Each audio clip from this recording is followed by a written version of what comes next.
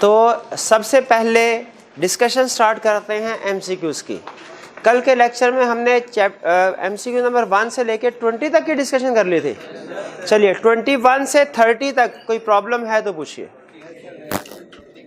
24 कह रहा 24 an increase in supply will lower price unless, जब प्राइस इंक्रीज होगी, जो सप्लाई इंक्रीज होगी तो प्राइस हमेशा कम होगी।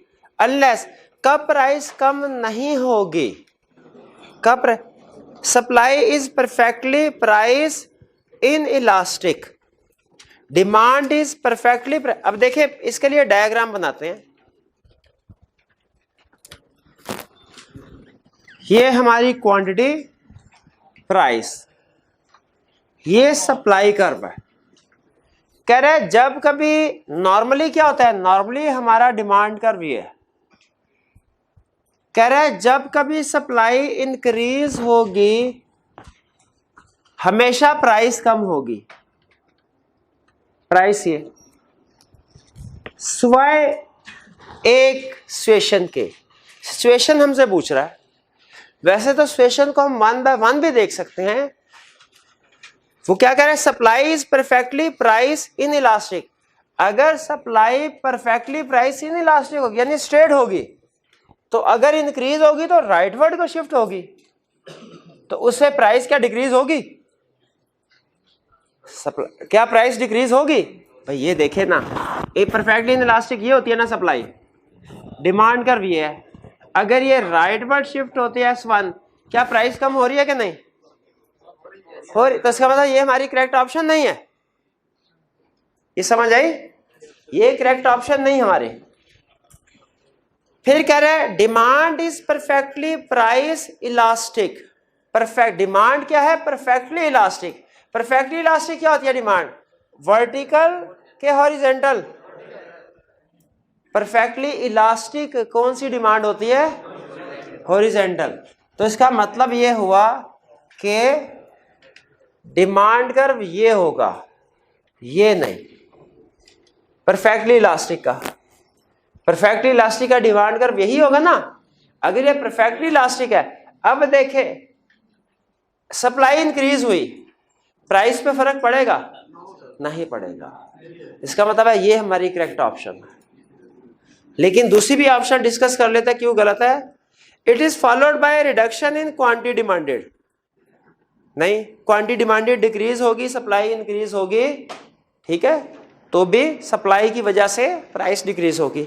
Demand is highly price in elastic, demand highly price in elastic हो, जैसे हाईली इलास्टिक ये हो सकते हैं। इस सूरत में भी अगर सप्लाई इंक्रीज होती है तो आप देख रहे हैं कि प्राइस डिक्रीज हो रही है। ये ऑप्शन भी गलत है। E both demand and supply are highly price inelastic. अब देखिए डिमांड और सप्लाई जितनी ज्यादा इन इलास्टिक होती हैं, बताइए प्राइस उतनी स्टेबल होती है कि फ्लक्चुएट करती है। अगर डिमांड और सप्लाई इन इलास्टिक होंगी, प्राइस स्टेबल रहती है कि फ्लक्चुएट करती है, फ्लक्चुएट करती है। तो इसका मतलब है कि डी में भी कह रहे हैं इन इलास्टिक, ई में भी कह रहे हैं इन इलास्टिक, इनमें तो बल्कि प्राइस ज्यादा फ्लक्चुएट करती है। याद है ना, डायग्राम के जरिए बताया था परफेक्टली इन इलास्टिक के जरिए और इलास्टिक के जरिए कि प्राइस किस में ज्यादा फ्लक्चुएट करती है। तो इसमें करेक्ट ऑप्शन हमारी क्या हुई, बी। भैया क्लियर हो गया ये, 24 पूछा था। और कोई क्वेश्चन। 23 में क्या कह रहे हैं, कह रहे shift to the left of demand curve for x together with the shift to the right of supply curve for x tends to. वो कहता है डिमांड कर्व लेफ्टवर्ड शिफ्ट हो, सप्लाई कर्व राइटवर्ड शिफ्ट हो। जहां पे curve की movement की बात कर रहा हो ना, तो वहां पे बेहतर होता है कि हम अपने सामने उसको बना ले रफ सा। एमसीक्यूज के लिए भी हम डायग्राम बना सकते हैं, ठीक है। एमसी स्टार्ट में तो हम लादा पेपर पे बनाते हैं, लेकिन जैसे जैसे हमारी प्रैक्टिस हो जाती है आप अपने माइंड में भी डायग्राम ड्रा कर सकते हैं। फिलहाल कह रहे हैं कि अब डिमांड कर्व लेफ्टवर्ड शिफ्ट हो गया, सप्लाई कर्व राइटवर्ड। अब मैं डायग्राम के जरिए से इसको अटेम्प्ट करूंगा क्योंकि ये थोड़ा सा मुश्किल हो रहा है मेरे लिए। डिमांड और सप्लाई कर्व दोनों मूव कर रहे हैं। ये है सप्लाई कर्व, ये है डिमांड कर्व, ये इक्विलिब्रियम। वो कह रहा है डिमांड कर्व लेफ्टवर्ड शिफ्ट हुआ, सप्लाई कर्व राइटवर्ड शिफ्ट हुआ। यानी डिमांड कर्व को लेफ्टवर्ड का मतलब क्या है, ये इधर आ जाएगा, और सप्लाई कर्व राइटवर्ड शिफ्ट होगा, यानी सप्लाई कर्व तकरीबन उसी हिसाब से यहां आ जाएगा। ठीक है, तो अब नया दोनों चेंज हो गए, समझ आ रही है आपको? कह रहा है कि इससे क्या होगा, increase the price of x, effect upon quantity exchange is indeterminate. इससे एक्स की प्राइस इंक्रीज होगी। अब बताइए क्या प्राइस, नया इक्विलिब्रियम हमारा ये आ रहा है, क्या प्राइस डिक्रीज होगी, इंक्रीज होगी, डिक्रीज होगी? ठीक है, डिमांड कम होने से भी प्राइस डिक्रीज होती है और सप्लाई बढ़ने से भी प्राइस डिक्रीज होती है। तो ये ऑप्शन गलत। अच्छा, यहां पे जो कह रहा है effect upon quantity exchange is indeterminate, इसका क्या मतलब है? इसका मतलब सुने, डिमांड कम होने से क्वांटिटी पे क्या फर्क पड़ेगा? कम हो जाएगी। डिमांड कम होने से इक्विलिब्रियम क्वांटिटी पे क्या फर्क पड़ेगा? सप्लाई ज्यादा होने से इक्विलिब्रियम क्वांटिटी पे क्या फर्क पड़ेगा? ये गौर से सुनेगा कंसेप्ट। डिमांड कम होने से क्वांटिटी कम हो जाती है ना। देखिए, डिमांड कम हुई, इक्विलिब्रियम क्वांटिटी कम हो गई। सप्लाई ज्यादा होने से क्वांटिटी पे क्या फर्क पड़ता है? बढ़ जाती है। अब डिमांड कम हो रही है, सप्लाई ज्यादा हो रही है, क्वांटिटी पे क्या फर्क पड़ेगा? क्या सेम रहेगी? डिमांड से, गौर से सुनेगा, थोड़ा मुश्किल पॉइंट है। डिमांड डिक्रीज हुई, क्वांटिटी कम, सप्लाई इंक्रीज हुई, क्वांटिटी ज्यादा, दोनों इकट्ठे होंगे, क्या फर्क पड़ेगा? ये नहीं बताया जा सकता जब तक कि ये ना पता हो किसका इफेक्ट ज्यादा है। अगर तो डिक्रीज इन डिमांड और इंक्रीज इन सप्लाई इक्वल हैं, क्वांटिटी सेम रहेगी। अगर डिक्रीज इन डिमांड ज्यादा है, क्वांटिटी डिक्रीज हो जाएगी। अगर इंक्रीज इन सप्लाई ज्यादा है, क्वांटिटी इंक्रीज। इसका मतलब है जब तक ये पता ना होगा डिमांड और सप्लाई में से किसका इफेक्ट ज्यादा है, हम क्वांटिटी का इफेक्ट नहीं बता सकते। ये कंसेप्ट समझ आया कि नहीं? इसको कहता है इनडिटर्मिनेबल। अब देखें, अगर उसने यहां पे क्या कहा, अब देखें क्वांटिटी पे इफेक्ट इनडिटर्मिनेबल है, लेकिन प्राइस पे इफेक्ट बता सकते हैं, वो तो कंफर्म है, दोनों सूरतों में डिक्रीज ही होनी है। समझे? आगे मजीद दोबारा देखते हैं, अगली ऑप्शन में भी देखते हैं, यही कंसेप्ट दोबारा आएगा। कह रहा है इंक्रीज द, इससे क्या होगा, increase the price of x and increase the quantity exchanged. बताइए क्या एक्स की प्राइस इंक्रीज होगी इससे? वो तो डिक्रीज हो रही है, दोनों से डिक्रीज हो रही है। Decrease the price of x, हाँ ये ठीक कह रहा है, and to decrease the quantity exchange. क्या क्वांटिटी? नहीं, ये नहीं कह सकते जब तक हमें पता ना चले डिमांड और सप्लाई में से किसका इफेक्ट ज्यादा है। Decrease the price of x, the effect upon quantity exchange is indeterminate. ये ठीक ऑप्शन है, ये ठीक ऑप्शन, ठीक है। अच्छा मुझे बताइए, गौर से सुनिए, अगर कंसेप्ट समझ आए तो बता सकेंगे। डिमांड इंक्रीज हुई, डिमांड क्या हुई? इंक्रीज। डिमांड इंक्रीज होने से प्राइस पे क्या फर्क पड़ता है? बढ़ जाती है। सप्लाई भी इंक्रीज हुई, सप्लाई इंक्रीज होने से क्या फर्क पड़ता है? प्राइस कम हो। बताइए प्राइस पे नेट इफेक्ट क्या है, डिटरमिनेबल है कि नहीं? नहीं, क्योंकि एक ही वजह से प्राइस इंक्रीज हो रही है, दूसरा डिक्रीज। जब तक हमें ये नहीं बताओगे किसका इफेक्ट ज्यादा है, नेट इफेक्ट नहीं हम आपको बता सकते। हाँ ये बता सकते हैं क्वांटिटी में क्या फर्क पड़ेगा। क्वांटिटी में क्या फर्क पड़ेगा? वो कंफर्म में बढ़ेगी, क्योंकि वो दोनों सूरतों में बढ़ रही है। डिमांड इंक्रीज हो जाए फिर भी क्वांटिटी बढ़ती है, सप्लाई इंक्रीज हो जाए फिर भी क्वांटिटी बढ़ती है। ये कंसेप्ट समझ आया इनडिटर्मिनेट वाला? इसको अंडरलाइन करें, इसको खास तौर पे आपने समझना। ये अच्छा क्वेश्चन, ये किन स्टूडेंट ने पूछा था 23 वाला क्वेश्चन? अच्छा क्वेश्चन है, शाबाश। 23 को अंडरलाइन करें, ये खास तौर पे। इसमें साइमल्टेनियसली डिमांड और सप्लाई चेंज हो रहे हैं। इससे पहले हमने जितनी डायग्राम बनाई उनमें या तो डिमांड चेंज होता था या सप्लाई। इसमें साइमल्टेनियसली दोनों चेंज हो रहे हैं। तो साइमल्टेनियसली में हम बाज़ औक़ात एक चीज के ऊपर तो इफेक्ट बता देते हैं, दूसरी का इफेक्ट इनडिटर्मिनेबल होता है। क्यों इनडिटर्मिनेट? जब तक पता नहीं चलेगा दोनों में से कौन सा फैक्टर ज्यादा स्ट्रांग है, किसका इफेक्ट ज्यादा है, नहीं बता सकते। ठीक है, अब मैं आपसे कहूं भैया चीज की प्राइस भी बढ़ गई और कंज्यूमर की इनकम भी बढ़ गई, बताओ डिमांड पे क्या फर्क पड़ेगा? आप कहेंगे सर इनडिटर्मिनेबल। जब तक ये नहीं बताएंगे कि इनकम का इफेक्ट ज्यादा है कि प्राइस का, हमने, क्योंकि प्राइस ज्यादा होने की वजह से डिमांड कम होती है और इनकम बढ़ने की वजह से डिमांड बढ़। अगर मैं दोनों फैक्टर साइमल्टेनियसली आपको कह दूं बढ़ गए तो डिमांड में नेट इफेक्ट आप बता सकते हैं। अगर आप कहेंगे सर इंक्रीज होगी डिमांड इनकम की वजह, मैं तो कहूंगा प्राइस की वजह से तो डिक्रीज भी होती है। अगर आप कहेंगे डिमांड डिक्रीज होती है तो मैं कहूंगा इनकम की वजह से इंक्रीज भी होती है। तो फंस गए ना आप क्या कहेंगे सर हम नहीं बता सकते जब तक आप ये ना बताए दोनों में से किसका इफेक्ट ज्यादा है। वही केस इधर है, एक फैक्टर क्वांटिटी को बढ़ा रहा है दूसरा कम कर रहा है, तो हम क्या कहेंगे? इनडिटर्मिनेबल। जब तक हमें ये ना बताओ किसका इफेक्ट ज्यादा बढ़ा है। ये समझ आया कंसेप्ट? और कोई क्वेश्चन?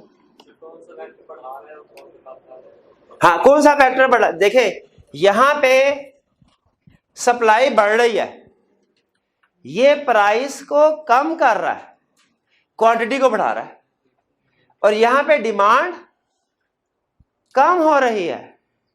ठीक है, यहां पे डिमांड जो कम होती है तो ये प्राइस को कम कर रहा है और क्वांटिटी को भी कम कर रहा है। तो क्वांटिटी के लिहाज से इनडिटर्मिनेट, एक फैक्टर बढ़ा रहा है, सप्लाई क्वांटिटी को बढ़ा रहा है, डिमांड क्वांटिटी को क्या कर रहा है? कम कर रहा है। इस एग्जांपल में नहीं भाई, खुदा का खौफ करे यार, ये तो बेसिक ही हिला दी ना आपने। वो भाई अल्लाह के बंदे, राइट वर्ड शिफ्ट है ये ज्यादा की है यार, मैंने ऐसे ना करे यार, मैं कहाँ लेके जा रहा हूँ आप किधर पहुंचे हुए। ये राइट वर्ड ये बढ़ाई है। अब आप ये इन्होंने शुरू के लेक्चर नहीं लिए कंफर्म में, ये पता है कैसे देख रहे हैं? ये तो नीचे वाली साइड, ये तो ऊपर आसमान की तरफ जा रहा है, ये सप्लाई आसमान की तो बढ़ रही है, ऐसे ही नजर आ रहा है ना आपको? नहीं मेरे भाई, ये राइट वर्ड और लेफ्ट वर्ड वाली कंफ्यूजन है, इसका हम कहते हैं राइट वर्ड शिफ्ट। ये सप्लाई बढ़ रही है, ये इकोनॉमिस्ट की आंख से देखेंगे फिर नजर आएगा ये सप्लाई बढ़ रही है। और जिन्होंने हमारे ये बताया ना डिमांड और सप्लाई के, जिसने समझ लिया उसने आधी इकोनॉमी समझ लिया, ऐसे नहीं कह दिया था जी। और कोई क्वेश्चन? वापिस आते हैं। ये अच्छा मुश्किल भी था कंसेप्ट, लेकिन अच्छा भी था, अच्छा कंसेप्ट था, पेपर में आ सकता है। उसने एक दो क्वेश्चन इस तरह के पूछे हुए, ज्यादा नहीं पूछे लेकिन एक दो क्वेश्चन इस तरह के पूछे हुए हैं जिसमें साइमल्टेनियस इंक्रीज डिक्रीज पूछता है, दो फैक्टर्स का जी। और कोई क्वेश्चन 30 तक?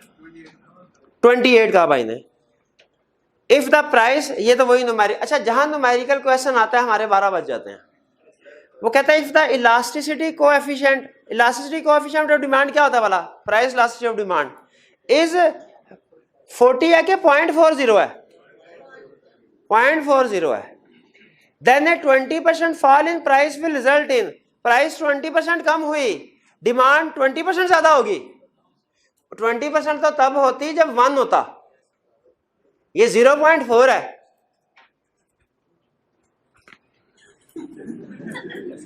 प्राइस इलास्टिसिटी ऑफ डिमांड 1 है। अब मेरे साथ रहिएगा भाई, इलास्टिसिटी 1 है, प्राइस में चेंज आया 20%, डिमांड में कितने परसेंट चेंज आएगा?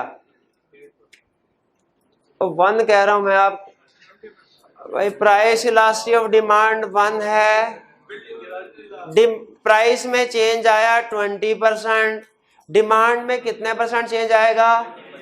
20%। अगर हम प्राइस इलास्टिसिटी ऑफ डिमांड को बढ़ा दें, प्राइस में चेंज आए 20%, elasticity of demand more than 1 है, तो बताइए डिमांड में कितने परसेंट चेंज आएगा? 20% से ज्यादा, जितना कुछ भी हो सकता है।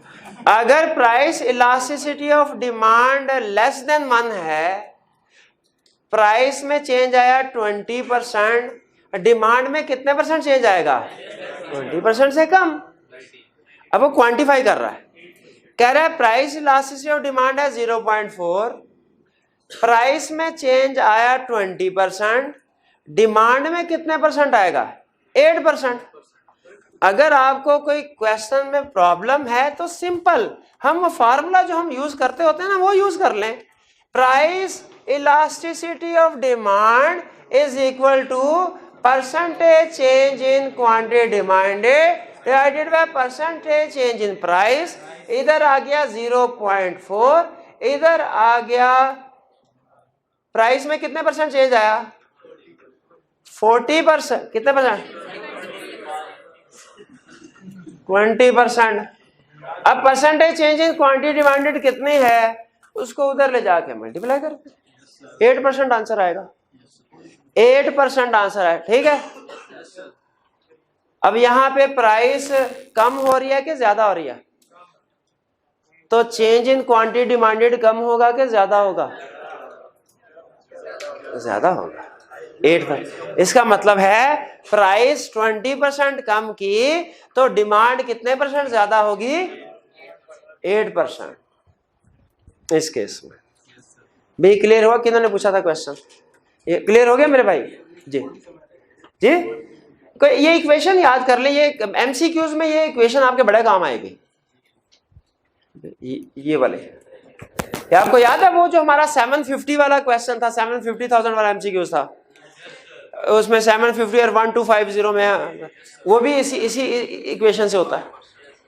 तो जब हमसे न्यूमेरिकल क्वेश्चंस की तरफ लेके जाए, इक्वेशन अपने जहन में ले आइए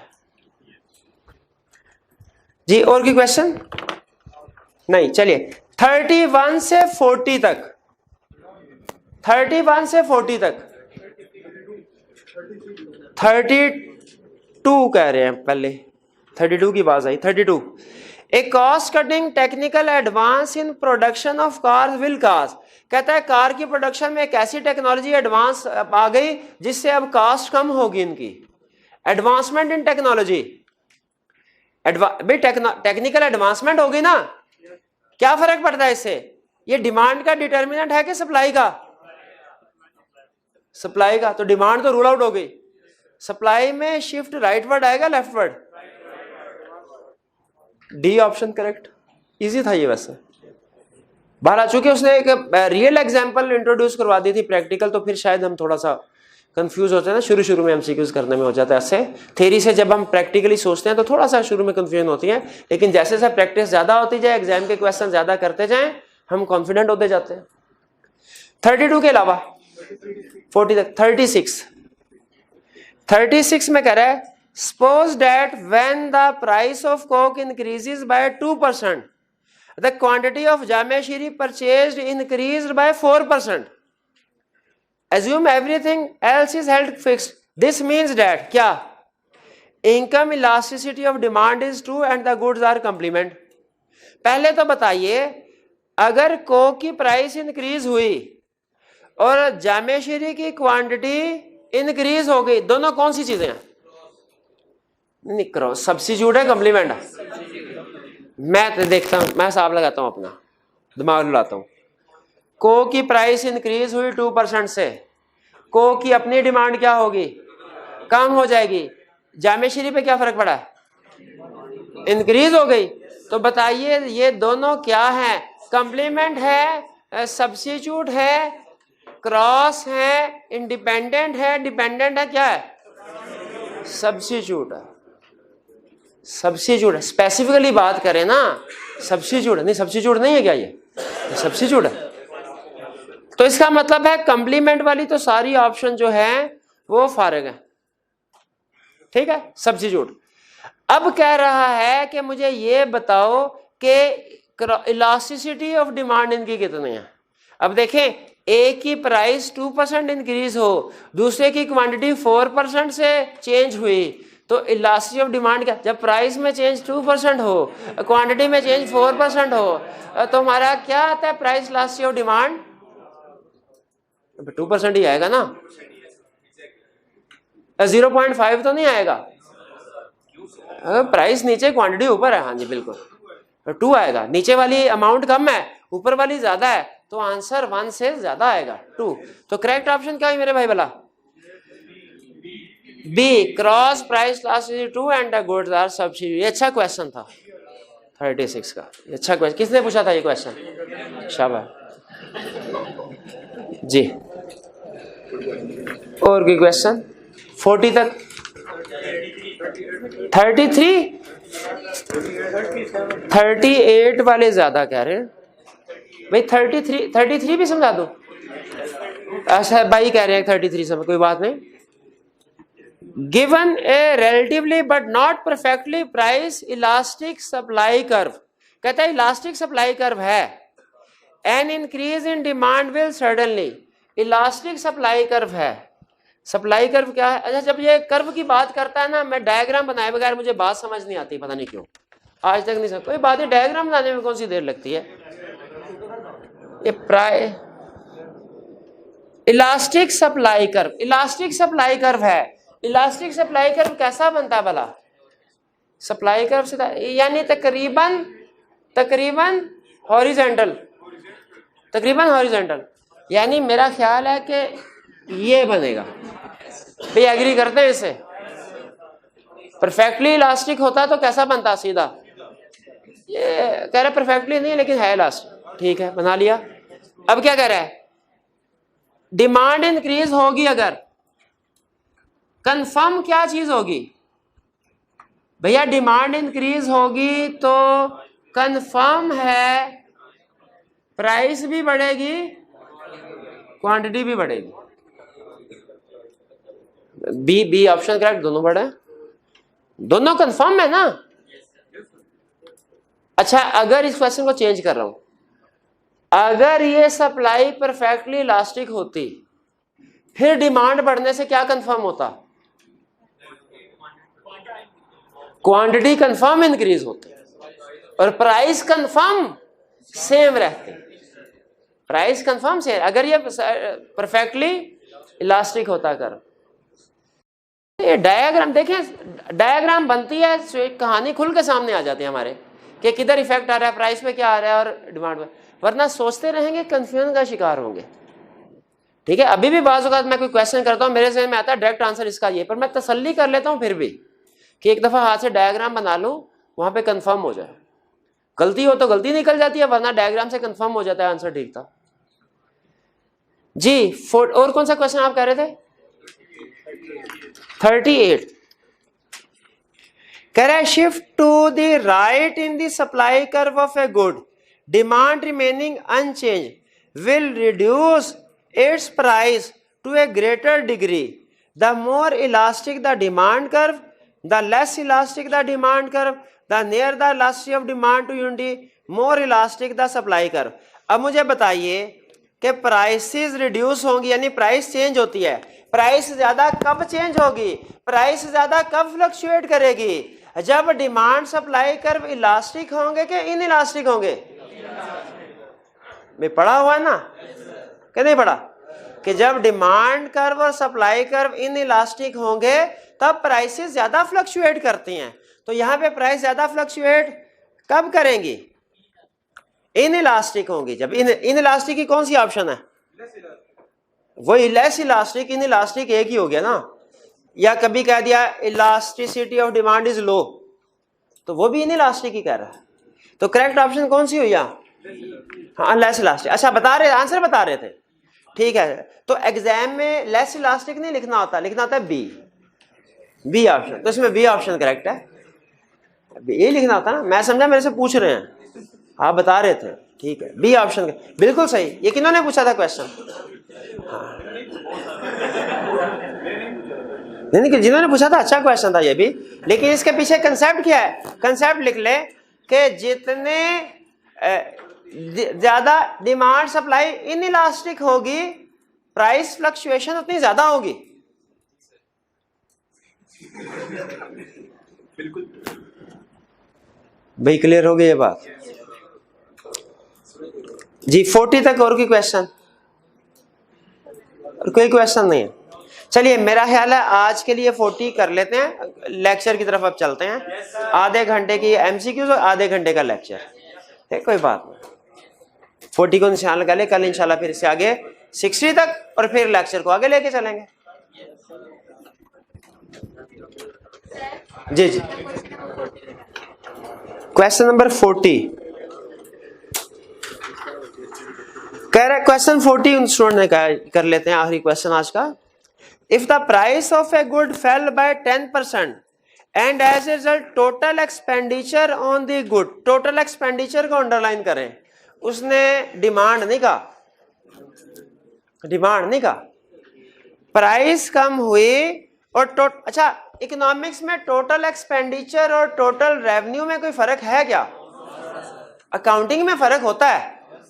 इकोनॉमिक्स में टोटल रेवेन्यू और टोटल, ये नोट कर लें, इसको लिख ले कहीं। इकोनॉमिक्स में टोटल रेवेन्यू और टोटल एक्सपेंडिचर एक ही चीज है। वो कहते हैं कैसे एक ही चीज है? वो कहता है भैया जो आपका खर्चा है वो दूसरे की इनकम है। तो इसका मतलब क्या हुआ भाई? अकाउंटिंग में होता है ना, एक ही सेल दूसरे की एंट्री पास करते हैं ना, एक ही जो सेल है दूसरे की वो परचेज है। तो दुकानदार ने बेचा, कस्टमर ने खरीदा, बताइए दुकानदार का रेवेन्यू और कस्टमर का एक्सपेंडिचर एक ही है, क्या फर्क है? एक ही है। दुकानदार का रेवेन्यू और दुकानदार का एक्सपेंडिचर फर्क होगा, लेकिन दुकानदार का रेवेन्यू और कस्टमर का एक्सपेंडिचर एक। अब हम देखें, जब इकोनॉमिक्स में सेलर के पॉइंट ऑफ व्यू से बात करते हैं, हम दुकानदार के रेवेन्यू की बात करेंगे, बायर के पॉइंट ऑफ व्यू से बात करते हैं तो बायर के एक्सपेंडिचर की बात, भाई दोनों एक ही होते हैं, समझ? तो अब यहाँ पे ये टोटल रेवेन्यू ही कर रहा है। अब मैं इसको टोटल रेवेन्यू पढ़ाऊंगा, क्योंकि हमने जो फार्मूला पढ़ा हुआ ना मार्शल वाला, टोटल रेवेन्यू वाला, उसमें टोटल रेवेन्यू का वर्ड यूज हुआ था। कहा था उसने कि टोटल रेवेन्यू को हम टोटल एक्सपेंडिचर मेथड भी कहते हैं, टोटल आउटले मेथड भी कहते हैं, लेकिन ज्यादातर हमने टोटल रेवेन्यू के साथ क्वेश्चन किया। कहता है प्राइस कम हुई 10%, टोटल एक्सपेंडिचर भी 10% से कम हो गया। इसका मतलब है प्राइस कम हुई, क्या क्वांटिटी पे फर्क पड़ा होगा? प्राइस कम, देखें, price multiplied by quantity is equal to total revenue. Price 10% से कम हुई, टोटल रेवेन्यू भी 10% से कम हो गया, क्या क्वांटिटी पे फर्क पड़ा होगा? क्वांटिटी सेम हुई, क्वांटिटी पे फर्क नहीं पड़ा होगा। देखें देखें देखें, price multiplied by quantity is equal to total revenue. Price 10% से कम हुई, टोटल रेवेन्यू भी 10% से कम हुआ, क्वांटिटी चेंज के क्वांटिटी अनचेंज? क्योंकि क्वांटिटी चेंज हुई होती ना अगर, तो ये 10% से कम होता, ये ठीक है, ये 10% से कम होता या ज्यादा फर्क होता अगर ये, क्योंकि इसका मतलब ये है टोटल रेवेन्यू 10% से, मतलब सारे का सारा चेंज प्राइस की वजह से है। तो अगर प्राइस चेंज हो और क्वांटिटी चेंज ना हो तो फिर कौन कौन सा है डिमांड कर? प्राइस चेंज हुई, डिमांड पे फर्क नहीं पड़ा, इनइलास्टिक। इनइलास्टिक नहीं, अभी कंसेप्ट समझ आया।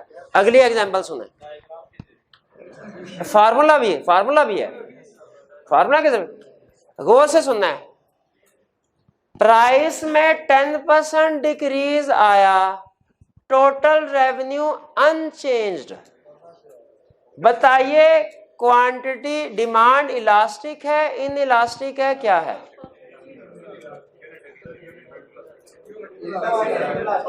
प्राइस चेंज आया, प्राइस 10% कम हुई, टोटल रेवेन्यू सेम है, क्योंकि टोटल रेवेन्यू सेम है, इसका मतलब है जितने परसेंट प्राइस में डिक्रीज हुआ उतने ही परसेंट क्वांटिटी में इंक्रीज हो जाएगा, क्योंकि मैथ कहता है दोनों बराबर होंगे तो फिर टोटल रेवेन्यू सेम आएगा ना। तो इसका मतलब यह हुआ जितने परसेंट प्राइस कम हो रही उतने परसेंट ही डिमांड ज्यादा हो रही है। कौन सा हुआ? Unit elastic. यूनिट इलास्टिक नहीं कोई, मैं एक्सप्लेन कर देता हूं, कोई इशू नहीं है। देखिए पूछने से ना घबराएं, पूछने से ना घबराएं। ये देखें, इसको हम ऐसा करते हैं, मैथमेटिकली साबित कर देते हैं।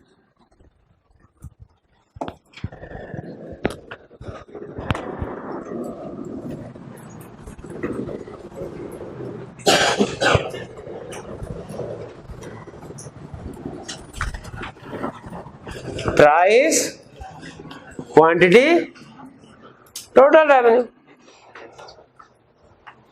ठीक है, प्राइस में कह रहा है P multiplied by Q is equal to total revenue होता है। प्राइस में 10% इंक्रीज हुआ, टोटल रेवेन्यू सेम है। ये कब पॉसिबल है? सिर्फ उसी वक्त जब इसमें 10% डिक्रीज आया। ठीक है, तो 10% डिक्रीज आया तो फिर इसका मतलब क्या है? ये कौन से वाले? Unit elastic.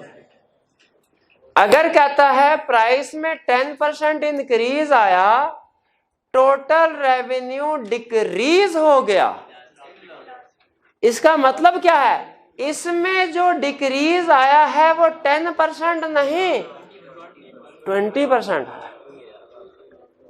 ठीक है, प्राइस चेंज होने से क्वांटिटी ज्यादा चेंज हुई। अब ये कौन सी डिमांड हुई?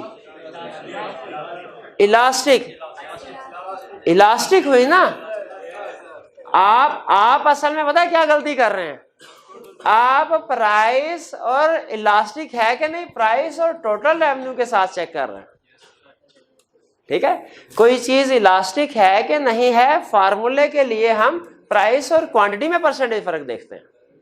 इसमें टोटल एक्सपेंडिचर, अब देखें एक स्टूडेंट से कहा प्राइस बढ़ी टोटल रेवेन्यू सेम है, कहता सर हो ही नहीं सकता, लॉ ऑफ डिमांड कहता है कि जब प्राइस बढ़ती है तो डिक्रीज होती है क्वांटिटी। मैं कहा अल्लाह के बंदे, मैंने तुम्हें नोट नहीं किया, मैंने प्राइस बढ़ा के टोटल रेवेन्यू को कहा है अनचेंज्ड। प्राइस बढ़ती है तो क्वांटिटी ने कम होना ही होना है। तो लॉ ऑफ डिमांड प्राइस और क्वांटिटी का रिलेशनशिप है, प्राइस और टोटल रेवेन्यू का नहीं। तो एमसीक्यूज में खास तौर पे प्राइस का इफेक्ट किस पे बता रहा है ये आपने नोट करना है। क्वांटिटी पे बता रहा है कि टोटल रेवेन्यू पे बता रहा है? बताइए, प्राइस बढ़ गई और टोटल रेवेन्यू भी बढ़ गया, क्या पॉसिबल है? क्या ये गिवन गुड है? गिवन गुड तो तब होती जब प्राइस बढ़ने से क्वांटिटी बढ़ती। मैंने प्राइस बढ़ने से टोटल रेवेन्यू, प्राइस बढ़ने से क्वांटिटी कम हुई होगी लेकिन वो कम चेंज हुआ है। अब देखें, प्राइस बढ़ी 10%, टोटल रेवेन्यू बढ़ गया, ये कब पॉसिबल है? जब इसमें चेंज 5% से आया होगा। अब देखें, प्राइस बढ़ रही है लेकिन क्वांटिटी कम हो रही है, ये लॉ ऑफ डिमांड ट्रू है। स्टूडेंट कहता है सर कैसे पॉसिबल है प्राइस बढ़े टोटल रेवेन्यू बढ़ जाए? मैं कहूं इसलिए कि टोटल रेवेन्यू को तुम टोटल रेवेन्यू समझो, इसे क्वांटिटी ना समझो। यहां पे प्राइस 10% बढ़ी, टोटल रेवेन्यू इंक्रीज पॉसिबल है, बिल्कुल। तब जब क्वांटिटी डिक्रीज तो हो लेकिन परसेंटेज चेंज कम हो। कुछ कुछ समझ आया आपको? चलिए, ये भी अच्छा क्वेश्चन था। चलिए इसको अब क्लोज करते हैं। अब आते हैं हम law of equi margin utility की तरफ। Law of diminishing margin utility याद है आपको? Law of diminishing margin utility में और law of equi margin utility में सिमिलर क्या चीज है भला जी? कि दोनों में यूटिलिटी कॉर्डिनली मेजरेबल है और मार्जिनल यूटिलिटी डिक्रीज होती रहती है। लेकिन law of diminishing marginal utility और law of equi marginal utility में फर्क क्या है? डिमिनिशिंग, शाबाश। Law of diminishing marginal utility में single want, single need, single good है। Law of equi marginal utility में मल्टीपल वांट्स है, एक से ज्यादा। मल्टीपल का मतलब क्या है? एक से ज्यादा दो भी हो सकती हैं, 200 भी हो सकती हैं। समझाने के लिए हमें क्या अज्यूम करना चाहिए? भाई जिंदगी आसान रखना सीखें, तो मुश्किल नहीं। दो से भी काम चल जाएगा, तो 200 की क्या जरूरत है? अब देखें, आपने डिस्क्रिप्शन को गौर से पढ़ना, डिस्क्रिप्शन को गौर से पढ़ना। कहता है कि a consumer gets maximum utility, maximum satisfaction, जब मल्टीपल गुड्स का केस होगा। कंज्यूमर की मैक्सिमम सेटिस्फैक्शन कब होगी? Maximum utility when he spent all of his income, जब वो अपनी इनकम खर्च करे उन मल्टीपल कमोडिटीज, मल्टीपल गुड्स पे, यानी एक नहीं दो पे। इन सच ए वे, कैसे? That marginal utility of last rupee spent on each commodity is equal. ठीक है, marginal utility of last rupee spent on each commodity is equal. ठीक है, इसमें आपने ये जो रुपी वाली बात है ना, रुपी स्पेंट ऑन ईच कमोडिटी, ये रुपी स्पेंट ऑन, इसको रट्टे के लिए आपने याद कर लेना है। इसके बजाय कंसेप्ट समझने के लिए जो वर्ड यूज करना है वो ये, marginal utility of last unit of each commodity. अगर इन अल्फाज को इस लफ्ज के साथ रिप्लेस कर दें तो ये लॉ इंतहाई आसानी से समझ आ जाता है। कहता है जब आप एक से ज्यादा चीजें कंज्यूम कर रहे होंगे, आपकी यूटिलिटी उस वक्त मैक्सिमम होगी जब हर यूनिट जो आप खरीद रहे हैं उसका आखिरी यूनिट उसकी मार्जिनल यूटिलिटी इक्वल हो जाएगी। जब हर यूनिट जो आप खरीद रहे हो उसकी मार्जिनल या लास्ट यूनिट की मार्जिनल यूटिलिटी इक्वल हो जाए तो आप उस वक्त कहां होंगे? मैक्सिमम सेटिस्फैक्शन, कंज्यूमर इक्विलिब्रियम में। हमने कहा भाई पता नहीं क्या कह गया, कुछ समझ नहीं आई। उसने कहा अच्छा चलो ठीक है, चलो ठीक है। अब देखें, मैं आपको इसके बना नहीं रहा, आसान तरीका भी आपसे कहूं, रट्टा लगा लो, टेबल का भी डायग्राम बनाओ, 10 मिनट में खत्म हो जाएगा। कंसेप्ट समझा रहा हूं, कंसेप्ट सुनिएगा।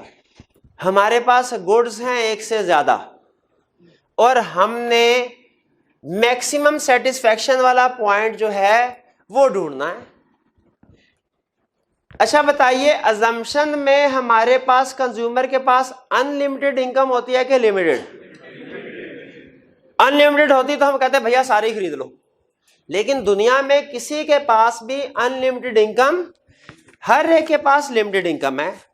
इस एग्जाम्पल में हम एज्यूम करते हैं कि हमारा जो कंज्यूमर है इसके पास इनकम है 5 रुपए। कितने? और एप्पल और बनाना, गुड ए और गुड बी, दोनों की कीमत 1-1 रुपया। मुझे बताइए क्या कंज्यूमर को सारे के सारे यूनिट एक एक परचेज करने चाहिए? क्या तब उसकी यूटिलिटी मैक्सिमम होगी? नहीं होगी। सारे के सारे यूनिट बी के खरीदने चाहिए तब यूटिलिटी मैक्सिमम होगी? नहीं, फिर भी नहीं होगी। तो क्या करे? कॉम्बिनेशन बनाए। अच्छा, ये डिसीजन आसानी से पहुंच गया आप। कॉम्बिनेशन कैसे बनाए? ए के कितने यूनिट खरीदे, बी के कितने यूनिट खरीदे, बता सकते हैं? भाई बता सकते हैं कि नहीं बता सकते? आपके सर थोड़ा सा मुश्किल काम है, लेकिन बता सकते हैं कि उसे कौन सा कॉम्बिनेशन खरीदना चाहे। अब जरा अटेंटिव होके, कंसेप्ट बिल्ड हो रहा है, इधर समझना है। मैं आपसे क्या पूछ रहा हूं? कंज्यूमर मेरे पास 5 रुपए है, मुझे वो कॉम्बिनेशन बना के दो मल्टीपल गुड्स का जिसमें मेरी यूटिलिटी मैक्सिमम हो। आप कहें सर ठहर जाए, ये ले, थोड़ा सा टाइम ज्यादा लगेगा, लेकिन हम आपको अभी कॉम्बिनेशन बना देते हैं। हमारे पास डिफरेंट कॉम्बिनेशंस हैं। हमारे पास ये है गुड ए, ये है गुड बी, और ये हमारी टोटल यूटिलिटी। Total utility. पहली ऑप्शन जरा देखिएगा गौर से, मैं आपको, ये आपने बनाना नहीं है, याद भी नहीं करना, ये सिर्फ जिस रूल पे आपको लेके जाना चाह रहा हूं ना उसके लिए। आपने कहा सर हमारे पास पहली ऑप्शन ए है, क्या कि आप पांचों के पांचों यूनिट ए के खरीदें, बी का 0 खरीदें। इसमें हमारी टोटल यूटिलिटी कितनी होगी? कैलकुलेटर 4 और 3 7, 7 और 2 9 और 1 10, 10। ठीक है, मैंने कहा अच्छा, कहते सर हमारे पास दूसरी ऑप्शन है ए के 4 खरीदें, बी का 1 खरीदें। अब हमारी टोटल यूटिलिटी कितनी होगी? 4 और 3 7 और 2 9 1 10, 10 और 3 13। तीसरी ऑप्शन सी, ए के कितने खरीदे, बी के कितने खरीदे? देखिए मैं कॉम्बिनेशन बता रहा हूं आपके सामने, सारे कॉम्बिनेशन। 4 3 7 2 9 10 के बाद 14 14। डी ऑप्शन क्या होगी बताएं? 2 ये और डिफरेंट कॉम्बिनेशन है ना, कॉम्बिनेशन हमने बनाने हैं, मल्टीपल गुड्स है ना, तो कॉम्बिनेशन बनाने। ए की 2 बी की 3, ए की 2 4 और 3 7 और बी की कितनी? 3 और 2 1 और 1 6, कितने हो गए? 7 8 9 10 11 12 13 13। नेक्स्ट ऑप्शन क्या है? ई, ए की 1 और बी की 4, ए की 1 4 और बी की 4, 1 2 3 4 3 से 6 10।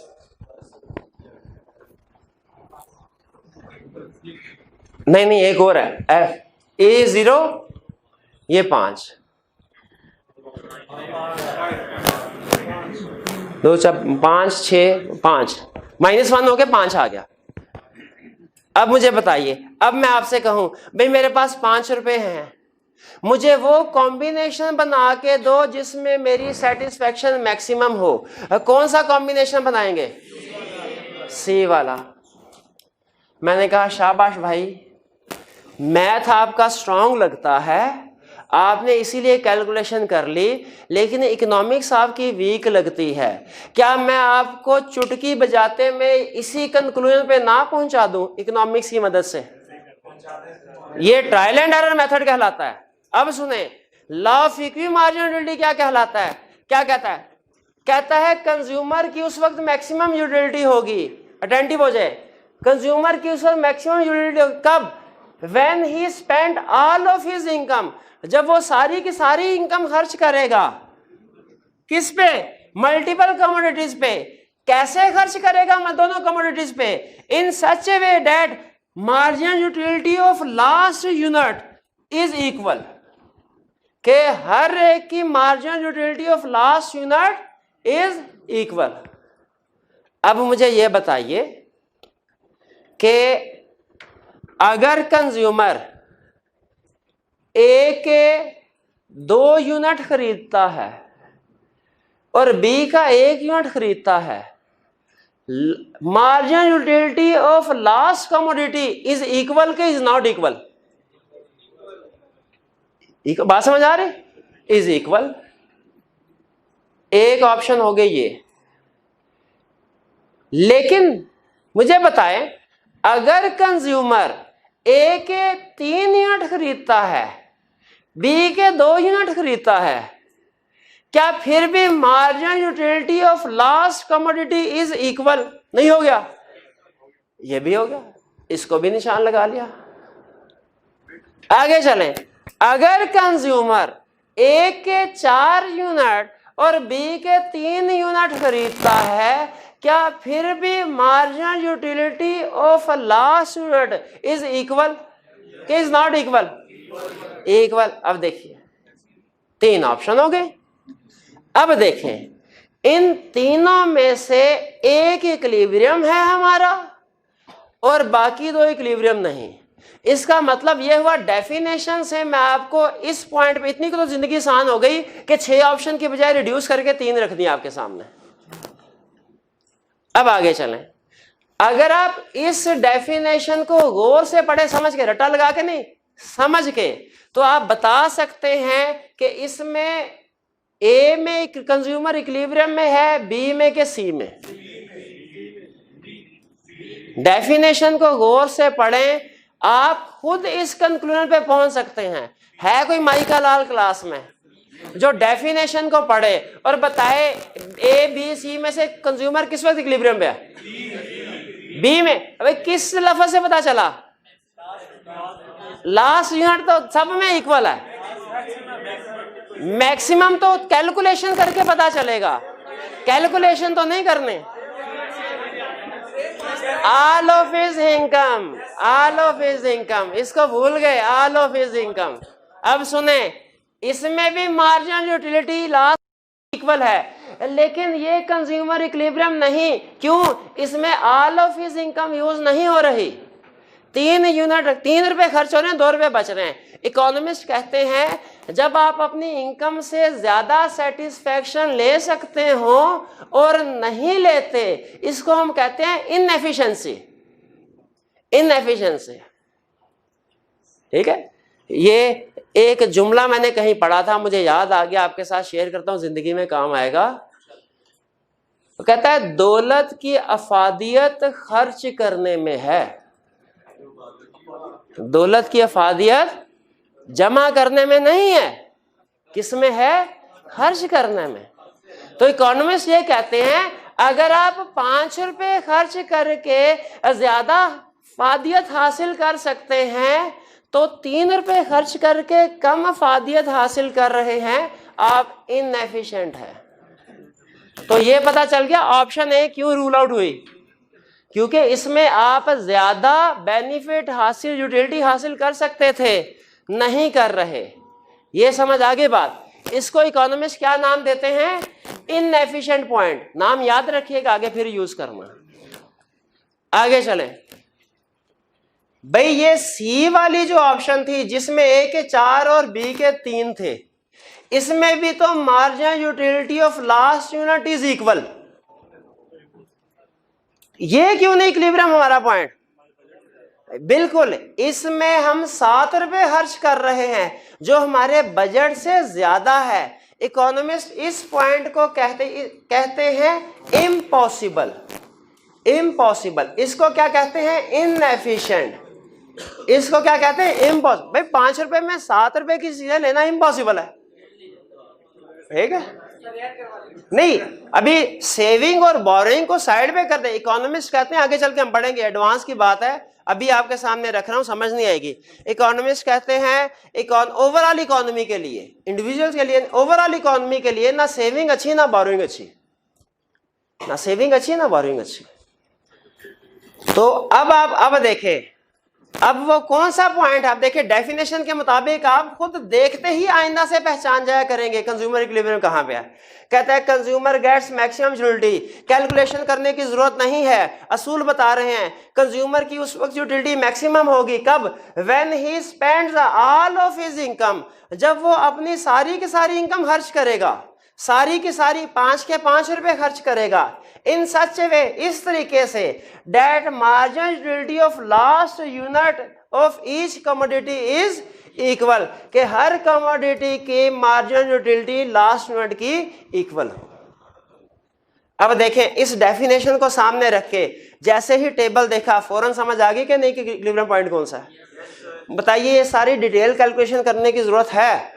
तो आइंदा अगर कोई हमारे सामने टेबल होगा तो उसका मैक्सिमम यूटिलिटी का पॉइंट, आईकैप ने चेक किया हुआ है, मैक्सिमम यूटिलिटी का पॉइंट आइडेंटिफाई करने के लिए क्या ये डिटेल कैलकुलेशन करेंगे? कभी भी नहीं करेंगे। बल्कि हम क्या करेंगे? टेबल बना के देखेंगे कितने रुपए हैं और कैसे इक्वल मार्जिनल यूटिलिटी इक्वल हो रही है उन पे, वो इक्विलिब्रियम पॉइंट होगा। भाई कुछ कुछ बात समझ आई? ठीक है, चलिए अब किस चीज की बारी है वाला? डायग्राम। अब डायग्राम जो है, अब देखिए क्या मैंने आपको डायग्राम बनाना सिखाई हुई है। तो अगर मैं अब सुन लें बनानी कैसे, असूल सुन लें, कुछ चीजों का ध्यान रखना है आपने। ये आपकी होम असाइनमेंट होगी, कल मैं बनाऊंगा यहाँ पे डायग्राम, लेकिन अभी होम असाइनमेंट दे रहा हूं।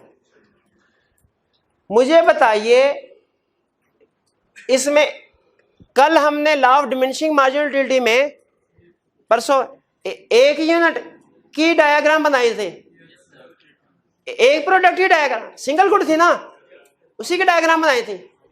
आज कितने गुड है? तो फिर एक डायग्राम बनेगी कि दो? सुन लें, दो तरह के स्टूडेंट है, एक पास होने वाले, एक फेल होने वाले। फेल होने वाले भी दो डायग्राम बनाएंगे, पास होने वाले भी दो डायग्राम बनाएंगे। फेल होने वाले डायग्राम बनाएंगे ऊपर नीचे। Law of equity marginal utility diagram कहां बनाएंगे? फेल होने वाले। पास होने वाले क्या करेंगे? आमने सामने, और एग्जैक्ट आमने सामने। यानी ये है ना, ये एप्पल की ये, तो बनाना की ये नहीं होनी चाहिए, ये भी नहीं होनी चाहिए। हाँ बिल्कुल सामने। ये फुट्टा जो एक होगा, इधर लाइन लगा के इधर भी आगे ले जाए, ये और ये 19-20 नहीं है ना आपने नहीं। मैं भी इसी तरह जितनी एक्यूरेसी आप मेरे से एक्सपेक्ट करेंगे उतनी एक्यूरेसी मैं आपसे एक्सपेक्ट करूंगा। ये ले, यहां पे क्या आएगा? एक्स एक्सिस पे यूनिट, यहां पे क्या आएगा? मार्जिनल यूटिलिटी किसकी? ऑफ ए, बिल्कुल एप्पल। और यहां पे यूनिट मार्जिनल यूटिलिटी। अच्छा बताइए, एक्स एक्सिस पे गिनती कहां से कहां तक जाएगी? वाई एक्सिस पे कहां से कहां तक जाएगी? 0 से इसमें, और यहां पे 3 तक। हाँ, बराबर करने के लिए इसको भी चाहे 4 तक ले जाए, हाँ -1 भी आएगा। बराबर 4 तक लेके, वो यूज नहीं होगा, एक अलग बात है। नहीं बनाना चाहते कोई मसला नहीं, ना बनाए, कोई इशू नहीं है। पक्की बात है, बनाएंगे। चलिए, ये आज आपकी होम असाइनमेंट है, ठीक है। चलिए, ये समझ आ गया ना, समझाना चाह रहा था।